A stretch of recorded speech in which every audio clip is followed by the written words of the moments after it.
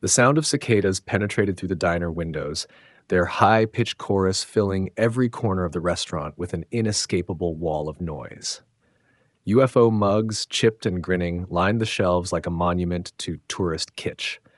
Peter Dirk half-heartedly dissected a slice of pie that tasted like cardboard and artificial cherry, wondering if this was what his journalism degree had prepared him for.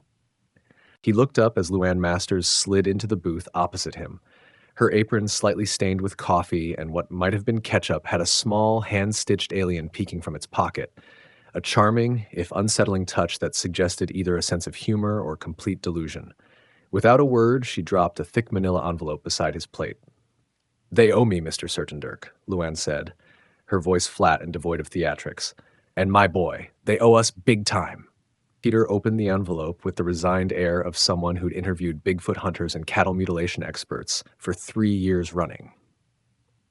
Inside, he found medical scans with unidentifiable foreign tissue stamped in red ink, DNA readouts flagged inconclusive in handwriting that seemed more like scribbled notes than official documentation from a reputable medical facility, and, most impressively, a local court filing that listed the father as unknown species. There were also detailed schematics covered in mathematical equations that made Peter's head spin just looking at them. And finally, a photo of her son, Liam, a perfectly normal-looking kid, maybe 7 or 8, with bright eyes and a thoughtful expression. No green skin, no extra fingers, no antenna, just a boy who looked like his favorite food was pancakes. "They thought they could fly off and leave me holding the bag," Luann continued, refilling his coffee without being asked. A waitress habit that apparently died hard. Well, they didn't count on Roswell County Family Court. Peter studied the court documents. Someone had actually filed this. Someone had walked into a courthouse and demanded child support from extraterrestrials. "Can I meet Liam? Pop over to my trailer after dinner. Kid'll be done with his homework by then." Homework, Peter repeated, because in his experience, the children of conspiracy theorists were usually homeschooled in subjects like Government Cover-Ups 101. "Math," Luann said with a shrug. "Kid's good at math." Liam Masters sat at the kitchen table of their double-wide trailer, surrounded by papers covered in equations and diagrams that made Peter's liberal arts brain feel inadequate. Scattered between the mathematical chaos were plastic dinosaurs, a T-Rex locked in eternal battle with a triceratops near what looked like differential calculus. Luann made the introductions with the casual efficiency of a waitress who'd spent years managing busy tables, then busied herself making coffee while Peter and her son sized each other up. The boy looked up when they entered, his eyes holding an intensity that seemed too old for his face. "You're the journalist," he said. It wasn't a question. Peter flipped through the stacks of drawings and schematics, trying to make sense of symbols that looked like they belonged in a physics textbook. "Did you draw all these?" Liam nodded, then picked up the T-Rex and made it stomp across his homework. "Did you know Tyrannosaurus rex had forward-facing eyes for binocular depth perception, which suggests they were active predators rather than scavengers? Their bite force was estimated at 12,800 pounds per square inch." Peter blinked. "That's very specific for a 7-year-old. "I'm 8, Liam corrected, then added casually. "I hear the stars singing sometimes. They sound sad. I'm trying to figure out how to fix it." Before Peter could process that statement, his phone rang. Toby's voice crackled through the speaker, urgent and paranoid. "Pete, hush payments. Luann's hospital bills were covered by an anonymous source. Big money. Untraceable." The line went quiet for a moment, then Toby's voice returned, spooked. "I gotta go. They're watching the digital trail." The call ended abruptly. Peter looked at Luann, who was making coffee like nothing had happened. "Luann," Peter said carefully, "one of my sources said that someone anonymously paid your hospital bills from when Liam was born. Do you know anything about that?" "Hospital said Medicaid covered it," she shrugged. I didn't argue. Who argues with free? Peter scribbled notes onto his pad. "Did you ever receive any paperwork?" She shook her head. "Not that I remember." Peter asked, "You think you could look around for them?" "From 8 years ago?" Her tone more than suggested that she wouldn't be doing that. "Mom doesn't sleep much," he said matter-of-factly. "The visitors check on me at night. She worries they'll take me away again." "Again?" Peter asked. I don't remember the first time, Liam said, lining up his dinosaurs with military precision. But Mom does. Peter looked at Luan with concern. She wiped away a tear before Liam could see it. What happens when they take you? Peter asked. Liam shrugged. I can't remember. His attention returned to the dinosaurs.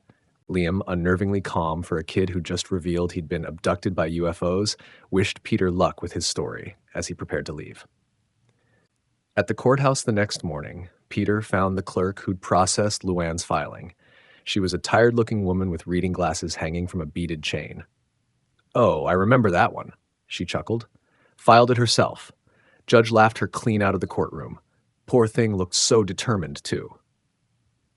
Her expression sobered. That night, though, a couple of suits showed up, real quiet, real serious. Wanted to see the filing and talk to the judge.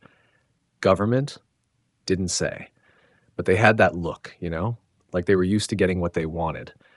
The next day, I found the paperwork ready to be filed into the archives as if it had been processed and closed. The judge said that he reconsidered her claims, but there was nothing that he could do to help her. Back at his motel, Peter called his editor. Mary Clatch's voice boomed through the phone with the enthusiasm of someone who'd built a career on other people's delusions. Now that is juicy as hell, Pete. You get me pictures of the waitress with the kid, the schematics, the whole 9 yards. You do this right, and I got a certain Dirk-sized hole on the front page that needs filling. Her tone shifted slightly. But listen, be careful. Anytime you deal with these wackadoodles, I get nervous. Last thing I want is for you to end up in the back of a van with a sack over your head. Peter appreciated the concern, even if it came wrapped in Mary's usual dramatic flair. He drove back to the diner to ask Luann the question that had been nagging him since the courthouse. Who do you think is watching you? He asked when she came to his booth. She answered without irony. Aliens. They come back all the time. Hover over the trailer, poke around Liam when he's sleeping. Polite about it, though. Never leave a mess. You've seen them? Nah, they got some way of keeping you from waking up proper, but I can tell. Always leave the same weird smell afterward. Only ever smell it when they've been snooping around. Peter asked about the guys in the black SUVs he'd noticed parked down the street. Yeah, them too. Always parked down there with their stupid sunglasses. Who wears sunglasses at night? Gotta be working with the aliens. Makes sense, don't it? Science and paperwork, 2 halves of the same scam. Peter struggled with the logic. If they're watching you, why be so obvious about it? Luan looked at him like he was missing something fundamental. They don't care if anyone laughs at me. That's the point. Makes the truth easier to hide when the person telling it looks crazy. Peter stared at her, unsettled by how much sense that actually made. Go on then, she said. Write your story. Maybe this time they'll say hello. That night, Peter parked his rental car down the road from the trailer and settled in to watch. The desert stretched endlessly in all directions, and the constant deafening sound of cicadas filled the air, a blanket of noise that made it impossible to hear anything else approaching. Near midnight, the cicadas stopped. The sudden silence hit Peter like a physical blow. In the oppressive quiet, he could hear his own heartbeat, his breathing, the slight whistle of wind through his partially open window. A figure stood at Luann's fence, barely visible in the darkness. It didn't move, didn't gesture, just stood there like a sentinel. Peter's phone vibrated. Toby's voice was barely a whisper. They're watching your phone, Pete. Mine too. Somehow they've blocked me from my usual sources. You need to go analog and stay that way. When Peter looked back at the fence, the figure was gone. He stepped out of the car, but before he could investigate, the cicadas resumed their deafening chorus with jarring suddenness, as if someone had flipped a switch. The oppressive noise surrounded him, and Peter rushed back to his car, unnerved by how the desert's natural order seemed to respond to what? Alien presence? Government surveillance? He drove back to his motel with more questions than answers. Peter woke to sunlight streaming through the blinds and the smell of coffee. Coffee he hadn't made. The man sat calmly in the motel chair, sipping from Peter's mug like he owned the place. He was exactly what central casting would order for government operative. Short-cropped hair, nondescript black suit, and the kind of expressionless face you'd forget 5 minutes after meeting. How did you get in here? Peter asked, trying to play off his shock. Through the door. It was locked. The man scoffed and nodded at the quaint notion of a lock. He set down the mug and leaned back, completely at ease. Luann Masters was abducted 9 years ago, Mr. Dirk. She was artificially impregnated as part of an experimental breeding program that has since been abandoned. 10 women, 10 men, 10 very special children. Peter sat up, suddenly wide awake. You're telling me aliens are running breeding experiments? We're running them, Mr. Dirk. Past tense. The goal was to optimize human DNA, accelerate our evolution. We agreed because, to be honest, we didn't have a choice. Those children will grow up to be leaders in science, philosophy, medicine. One of them will cure cancer. Another will solve our energy crisis. These children will get humanity out of the mess we've made, and they'll be celebrated for it. The man's tone remained conversational, like he was discussing the weather. Is that why Liam's DNA tests had such unusual results? Peter asked. You tell me. The man's smirk sent a chill down Peter's spine. How can you justify this cruelty? Peter's voice cracked slightly. The greater good, Mr. Dirk. Sometimes difficult choices must be made for the benefit of all mankind. Peter felt his journalistic instincts kick in, even as his brain struggled with the impossibility of the conversation. And what about consent? What about basic human rights? The man stood and smoothed his jacket with bureaucratic precision. Tell the world if you like. Mary Clatch will gut it of any value, like she always does. Even if she doesn't, no one but conspiracy nuts will believe you. And those are the people we let find the truth. They discredit themselves. He moved toward the door, then paused. Print the truth, Certain Dirk. See how far it gets you. The door clicked shut behind him, leaving no threat hanging in the air, only a dare. Peter spent the rest of the day paranoid and jumpy, checking over his shoulder and second-guessing every black sedan on the road. When he went to leave town that evening, something felt wrong with his car. Crouching by the wheel well, he found fresh tool marks scratched clean through the desert grime. The tracking device was small and sleek, magnetically clamped beneath the chassis, its tiny red light blinking steadily like a mechanical heartbeat. Peter stared at it for a long moment, chilled. This wasn't a message. It was a reminder. They didn't need to chase him. They already knew where he was, always would. He'd been neutralized from an exposure standpoint, but they wanted to keep him frightened, asking the wrong questions. It was nearly midnight when Peter arrived at Luann's trailer. The cicadas were as loud as ever, their familiar wall of sound almost comforting now. He pushed open the unlocked door and stepped inside. Liam's drawings were everywhere, pinned to the refrigerator, taped to the walls, scattered across the kitchen table like proud displays of a gifted child's work. Mathematical equations mixed with crayon drawings of spaceships and dinosaurs. Then it happened. The cicadas stopped. Complete silence fell over the desert like a suffocating blanket. Peter froze, fear crawling up his spine. He ventured outside into the oppressive quiet, expecting to see headlights or black SUVs, but the night was empty of everything except stars. Then he looked up. There, above him, was a hole in the sky, a patch of absolute black where no stars shone, something massive and silent hovering overhead, blotting out constellations without making a sound. It lingered for what felt like an eternity, then glided away without warning, leaving a swirl of dust in its wake as if the desert itself had exhaled. Peter's hands shook as he called Luann. She answered immediately, her voice tight with panic. They're coming back, she said. They're not taking him again. Not again. She told him they were hiding at the abandoned UFO mini-golf course outside town. Peter raced to the mini-golf course, his beat-up car's engines straining against the desert roads. He found Luann's Honda in the parking lot, but the course itself was empty. He called out, searched behind every ridiculous alien statue and tin-clad UFO, but found nothing. Then the cicadas started up again, their constant noise resuming as if whatever presence had silenced them was finally gone. Racing back to the trailer, Peter found the signs of hurried departure, empty closets, open drawers, missing clothes. The refrigerator and walls, once decorated with Liam's drawings, were stripped bare. The only thing remaining was a single drawing on the kitchen table. Peter picked it up with trembling hands. It showed Luann and Liam holding hands as they boarded a black, disc-shaped craft. Above them was nothing but dark sky, empty of stars. Peter filed his story from the motel room, pouring every detail, every conversation, every impossible moment into his laptop.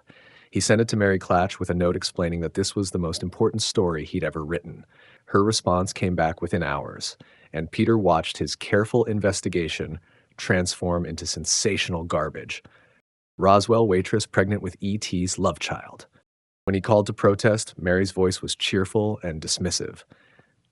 No one wants the truth, Pete. They just want a headline that makes them laugh while they're buying groceries. Peter stared at his laptop screen for a long time, then quietly saved all his photos, interview notes, and copies of Liam's schematics into a hidden folder labeled Grandma's Recipes. His finger hovered over the delete key for the original files, then he closed the laptop without pressing it. Peter sat alone on the hood of his car in the desert night, miles from town. He held Liam's final drawing, the image of mother and child boarding the UFO, and studied it in the starlight. Above him, thousands of stars shone across the clear desert sky. One more story they'll never believe, Peter said quietly to the empty night. He folded the drawing carefully and slipped it into his jacket pocket next to his press badge and his dying dreams of serious journalism.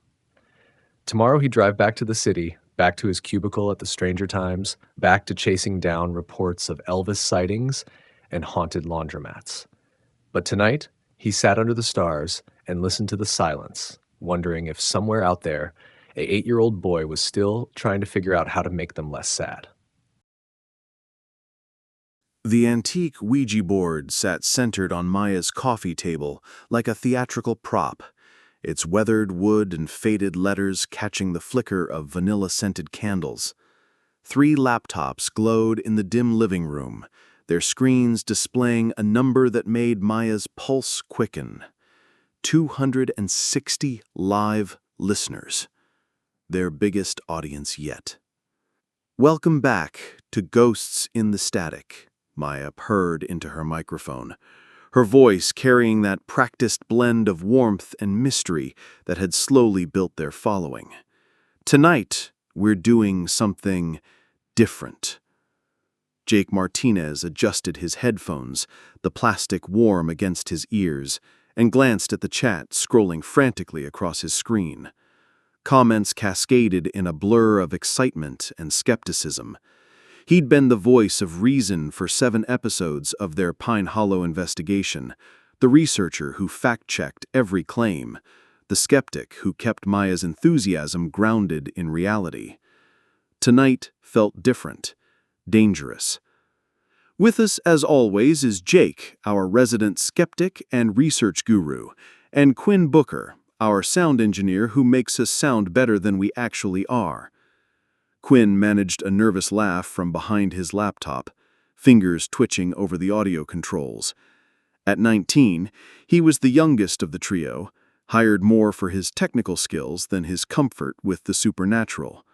He kept his gaze fixed on his screen, avoiding the Ouija board.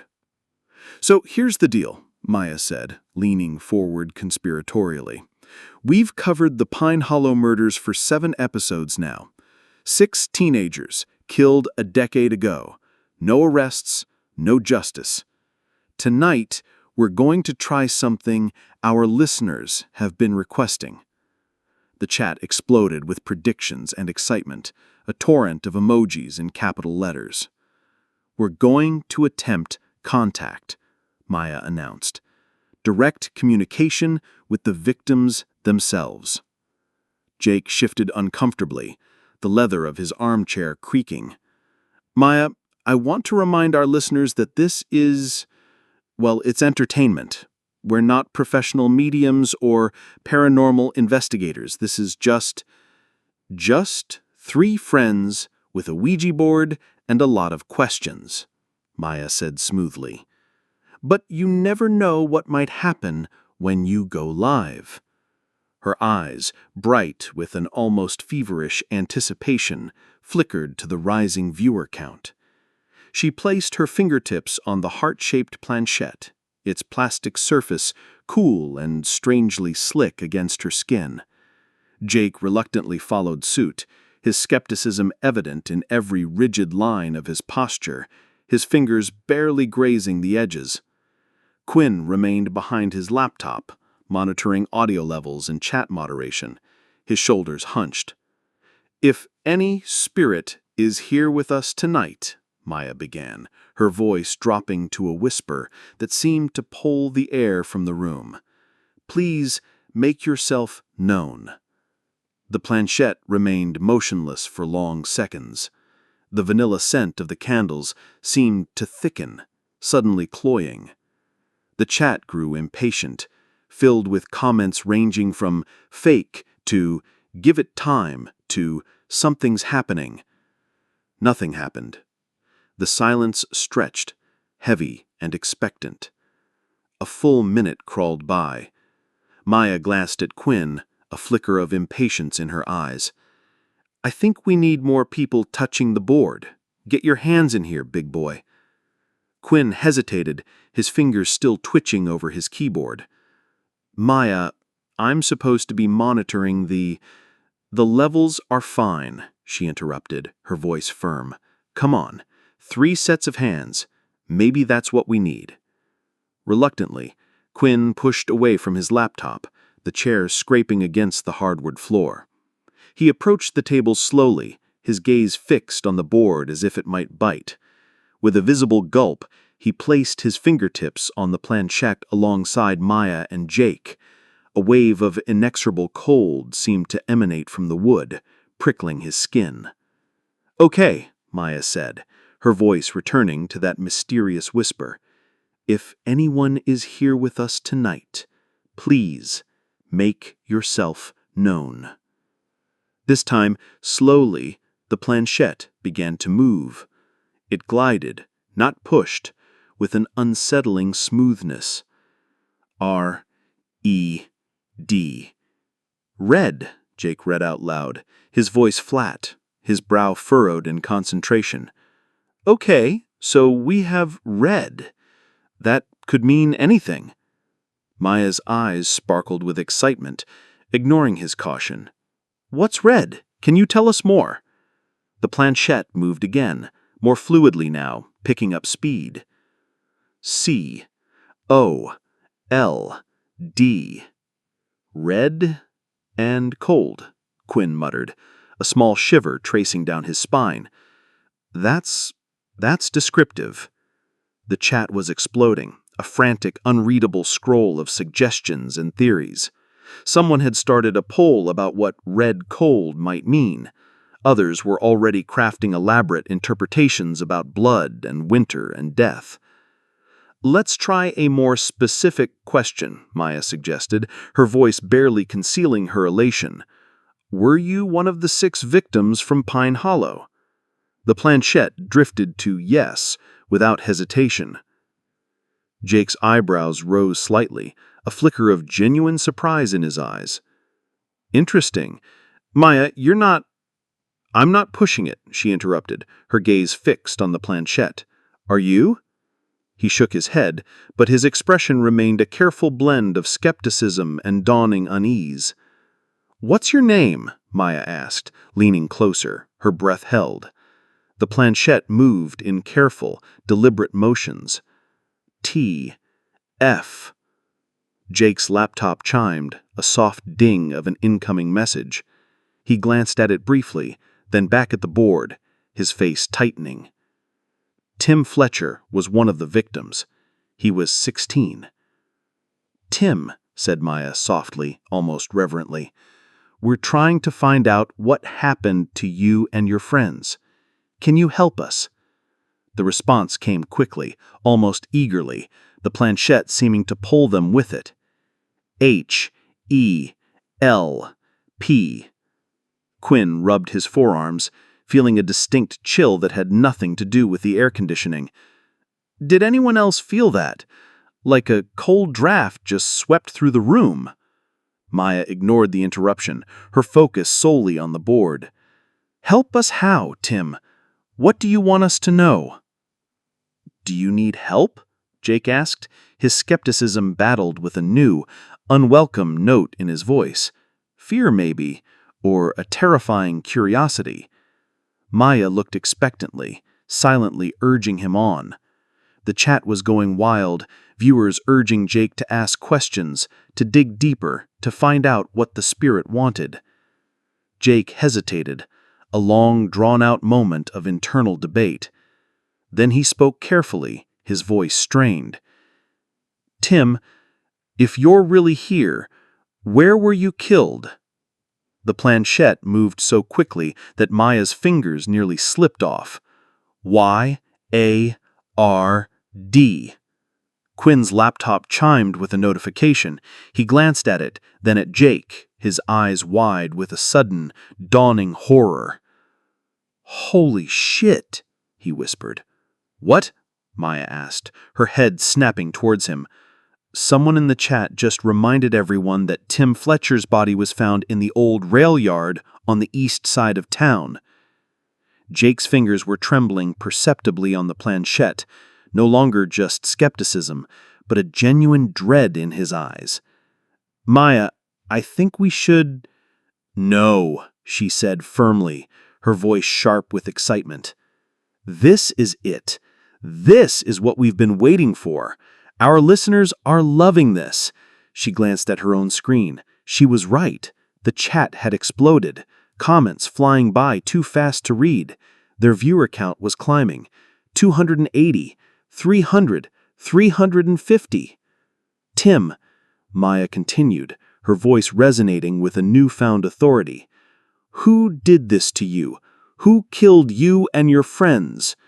The planchette moved again, more urgently now, almost frantic. "H-A-R-L-A-N-D."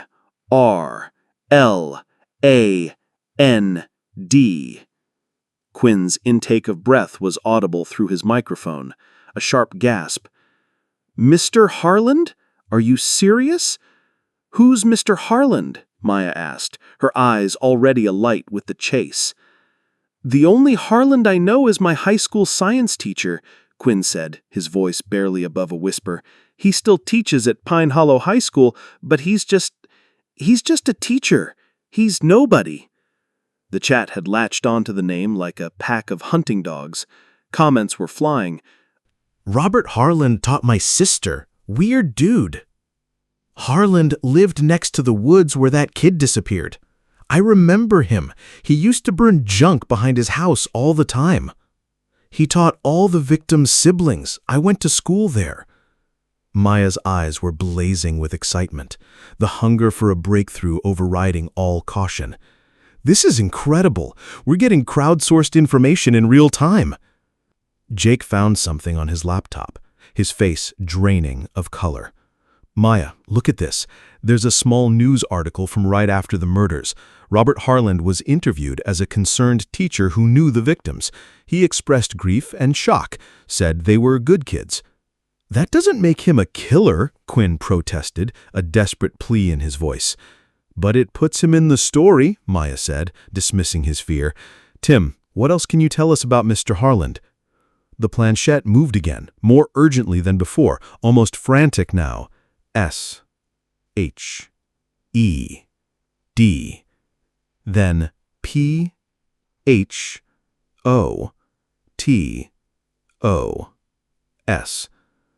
Then blood.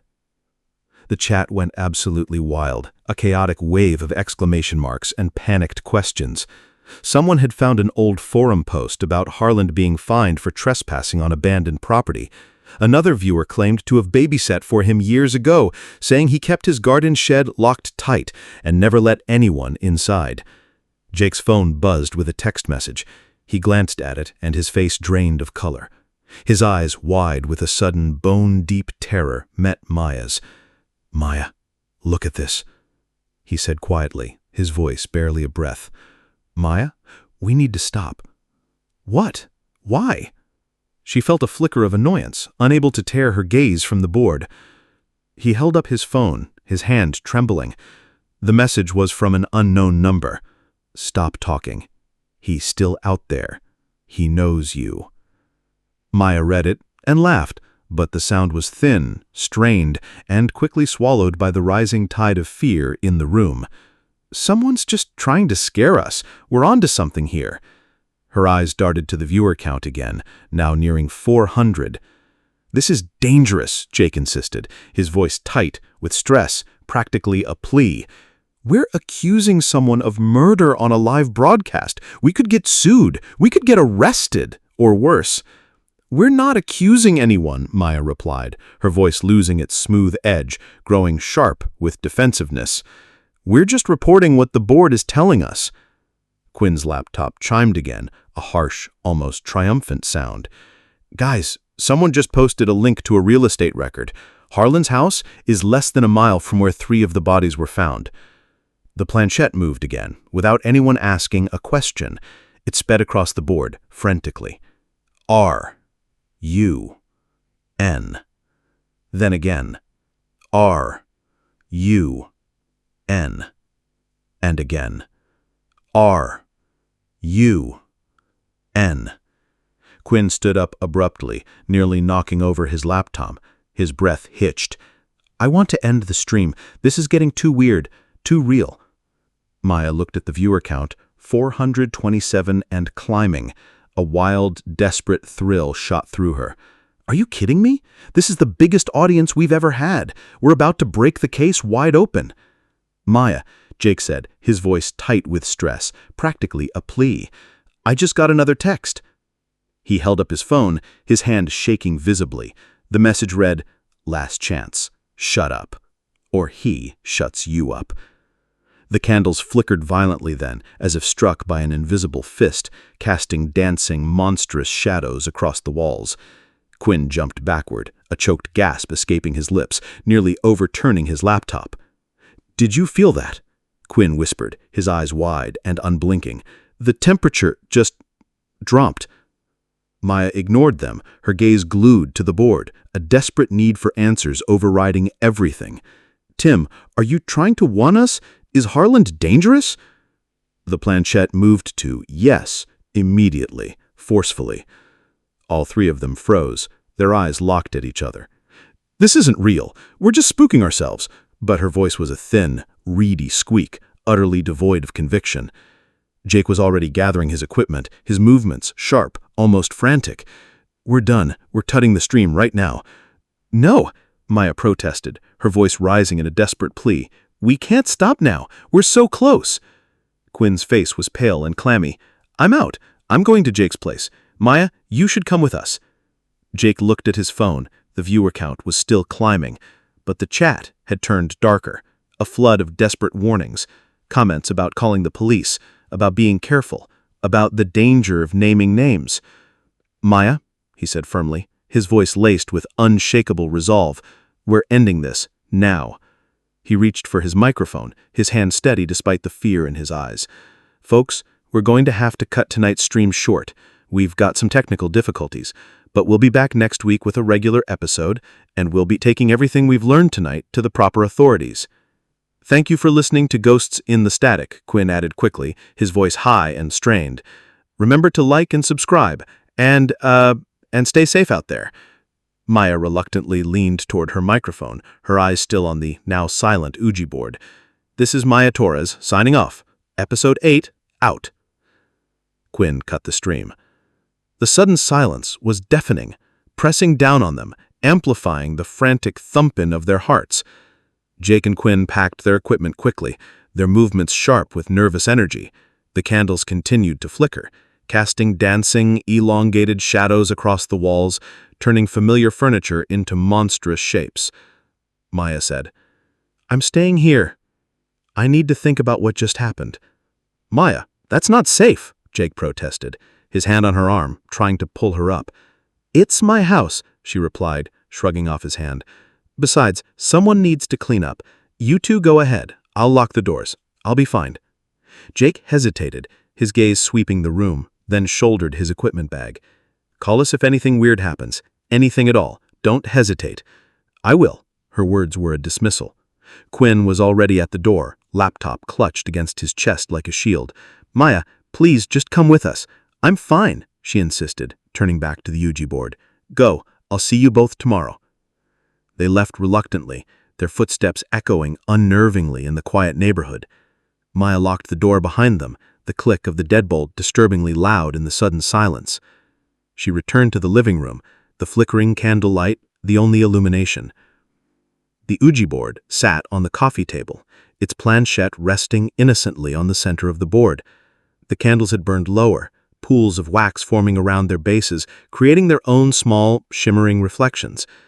Maya sat down, not on the couch, but on the floor, directly facing the board, mesmerized. 427 live viewers. Their biggest audience ever. The beginning of something huge. The rush of it was intoxicating, banishing all fear. She pulled out her phone and opened the streaming app.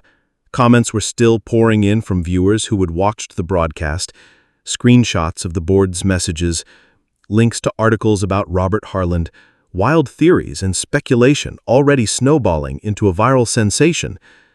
This was going to make them famous.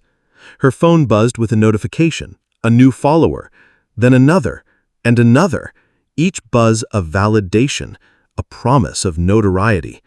She smiled, a wide, triumphant grin, and began typing a response to the comments, her fingers flying across the screen. She was so absorbed in the social media response, basking in the glow of her burgeoning fame, that she almost didn't hear the soft, polite, deliberate knock at her front door. She looked up from her phone. Another knock. So soft, so patient. "Did you guys forget something?" Her voice was steady, betraying no fear, just mild annoyance at the interruption. There was no response, only the insistent, gentle knocking. She opened the door anyway, a confident smile on her face. Robert Harland stood on her porch. He was a tall man, but otherwise ordinary, unremarkable. The kind of man you'd pass on the street without a second glance, except for the large hunting knife in his right hand. She tried to speak, tried to scream, but her throat was a sudden, dry cavern. No words came. "I've been very careful for 10 years, very quiet, very private, but you've made that difficult now, haven't you?"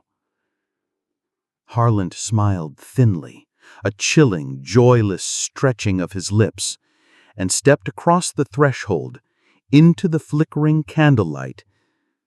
"Shall we continue the conversation?"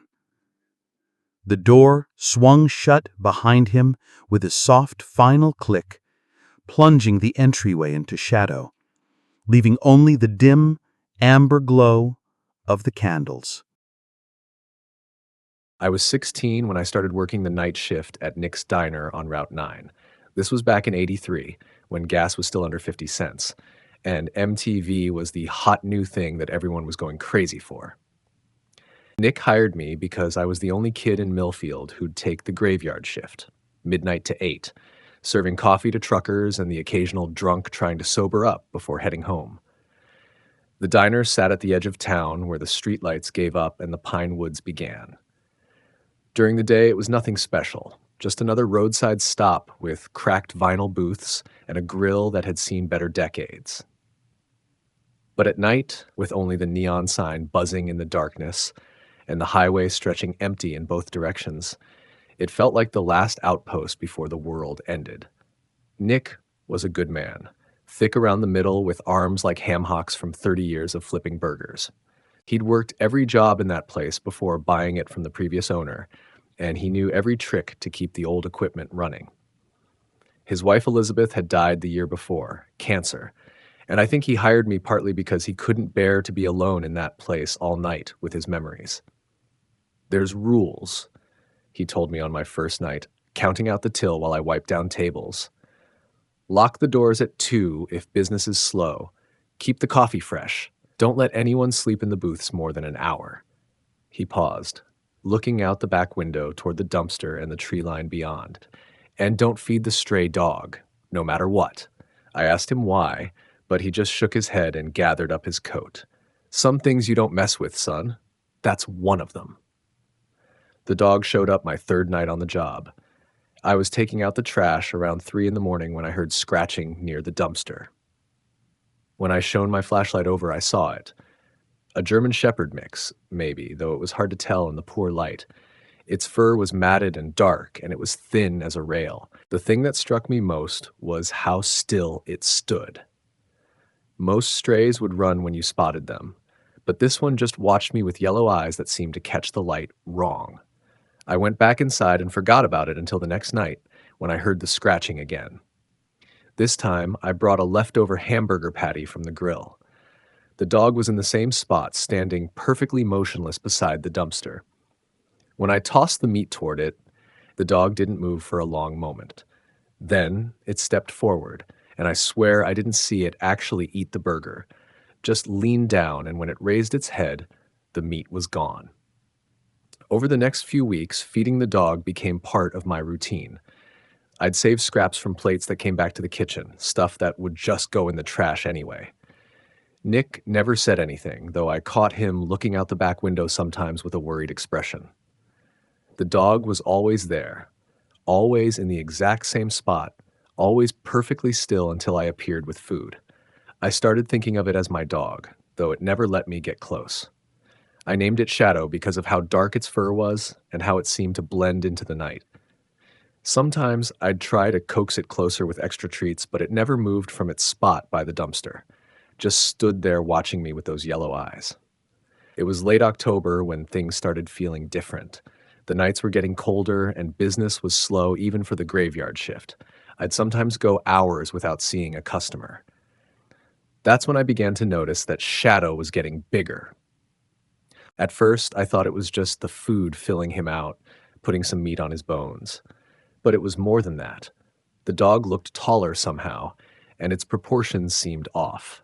The head was too large for the body, or maybe the legs were too long. It was hard to tell in the dim light from the back door, but something wasn't right.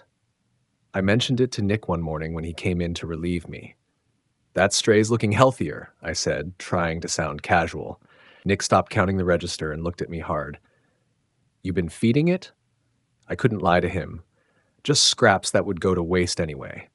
His face went pale. "Jesus Christ, kid, I told you not to do that," I scoffed. "It's just a hungry dog, Nick. What's the harm?" He sat down heavily on the stool behind the counter. My grandfather used to tell stories about things in these woods, things that weren't what they seemed. Said there were creatures that could look like whatever you expected to see, but only if you fed them.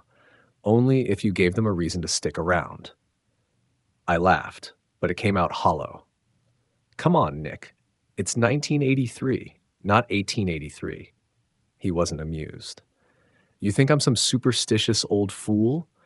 His voice had an edge I'd never heard before.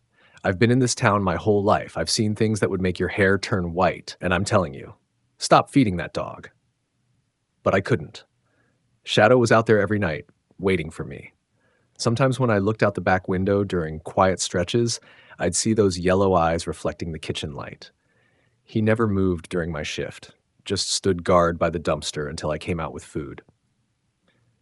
November brought the first real cold snap, and that's when I noticed Shadow's eyes had gotten brighter. Not just reflecting light anymore, but actually glowing with their own yellow radiance. And when it opened its mouth to take the food, I caught glimpses of teeth that seemed too white, too sharp, too many. The night everything changed was November 15th. I remember because it was the night before my girlfriend Susan's birthday, and I was planning to surprise her with a necklace I'd been saving up for. I'd worked extra shifts for months to afford it, keeping the little velvet box hidden in my locker at school. It was just past midnight when the trucker came in. He was a big guy with a beard and a Peterbilt hat. He sat and ordered coffee and pie. We chatted about the weather, the road conditions, normal stuff. He paid his check and headed out, and I was clearing his table when I heard his truck door slam. Then I heard him scream. I ran outside and found him pressed against his cab, pointing at the back of the diner with a shaking hand. "What the hell is that thing?" I looked where he was pointing and saw Shadow by the dumpster. Only it wasn't Shadow anymore. The thing standing there was maybe 7 feet tall, standing on its hind legs like a man. Its fur was black as tar, and its face was all wrong. Too long, with a mouth that split wider than any dog's should. Those yellow eyes burned like headlights in the darkness. "Get inside," I told the trucker, and he didn't argue. I locked the door and called the sheriff, but when Deputy Morrison arrived 20 minutes later, there was nothing by the dumpster except some tracks in the dirt that didn't look like they came from any dog. The trucker left without saying much else, and Morrison told me to call if I saw anything else unusual. But I knew the thing was still out there. I could feel it watching from the tree line, waiting. I should have quit that night, should have walked away and never come back. But I needed the job, and besides, part of me felt responsible. I'd been feeding it for weeks, and Nick's words kept echoing in my head about creatures that stuck around if you gave them reason. For the next few nights, I didn't see shadow at all. The dumpster area was empty. No scratching sounds, no yellow eyes in the darkness. I started to hope that maybe it had moved on, that whatever I'd been feeding had found somewhere else to hunt. Then Susan disappeared. She was walking home from her job at the Five and Dime on November 20th when she vanished somewhere between Main Street and her house on Elm. Her mother called the police when she didn't come home for dinner. They found her purse in the woods behind the diner, not 50 yards from where Shadow used to wait for me. The search parties went out at first light.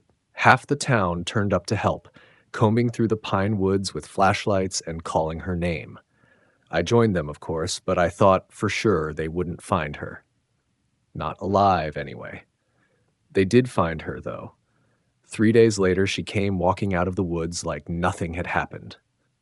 She was dirty and confused and couldn't remember where she'd been or how she'd gotten there. The doctor said she was dehydrated and had some scratches on her arms, but otherwise seemed fine. I was there when they brought her to the hospital. I was there when her parents cried and held her and thanked God for bringing her home. And I was there when she looked at me with eyes that weren't quite the right color anymore. Susan's eyes had always been brown, warm and dark like coffee. But the girl who came out of the woods had eyes that were lighter, with flecks of yellow that seemed to catch the light in a way that made my skin crawl. Nobody else seemed to notice. Her parents were too relieved to pay attention to details, and the doctors were focused on her physical condition. But I knew. I'd been looking into yellow eyes for months, feeding the thing that wore them. The girl who came back looked like Susan, talked like Susan, even had Susan's memories. She knew about our relationship and about private conversations we'd had. But there were little things that weren't right. The way she held her head slightly tilted, like she was listening to something the rest of us couldn't hear. The way she never seemed to blink. The way she moved too smoothly, like she was floating just above the ground. I tried to convince myself I was being paranoid. Trauma could change a person, couldn't it? Maybe the experience in the woods had affected her somehow, made her different. But deep down, I knew the truth. The thing that had been waiting behind the diner had taken Susan, and what came back wasn't her at all. I should have said something, should have told someone what I suspected, but who would have believed me? And what could I say? That I thought my girlfriend had been replaced by some kind of shapeshifter because her eyes were the wrong color? So I kept quiet. I played the part of the relieved boyfriend, visited her in the hospital, held her hand while she recovered. And all the while, those yellow-flecked eyes watched me with an intelligence that was too old, too knowing, too hungry. 2 weeks after Susan's return, I quit the job at Nick's. I told him I needed to focus on school, but we both knew the real reason. He didn't ask questions, just nodded and wished me luck. I think he was relieved. The thing wearing Susan's face graduated with our class the following spring. It went to the senior prom, smiled for pictures, even got accepted to the state college. But I knew it wasn't her. The real Susan, my Susan, was gone, taken by something I'd fed scraps to behind a roadside diner. I left Millfield after graduation and never went back.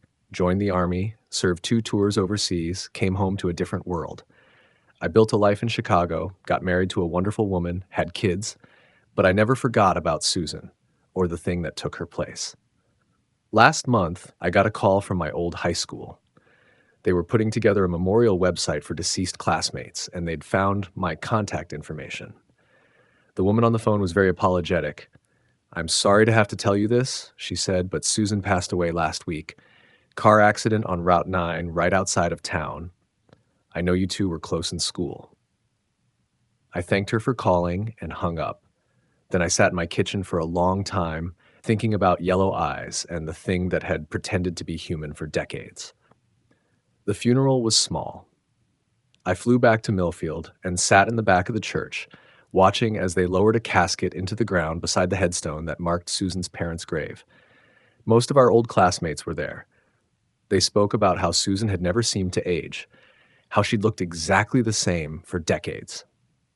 After the service, I drove out to where Nick's diner used to be. The building had been torn down years ago, replaced by a gas station that had itself been abandoned when the new highway bypass was built. But I knew where the dumpster had been, where the tree line started. I stood there in the weeds and the rust, remembering a 16-year-old kid who thought he was being kind to a hungry stray. And I wondered if there might be another diner somewhere, another lonely night shift worker with a soft heart and leftover scraps. I wondered if something else was waiting in the woods, patient and hungry, ready to take the shape of whatever love it was offered. The thing about feeding strays is that they always come back for more.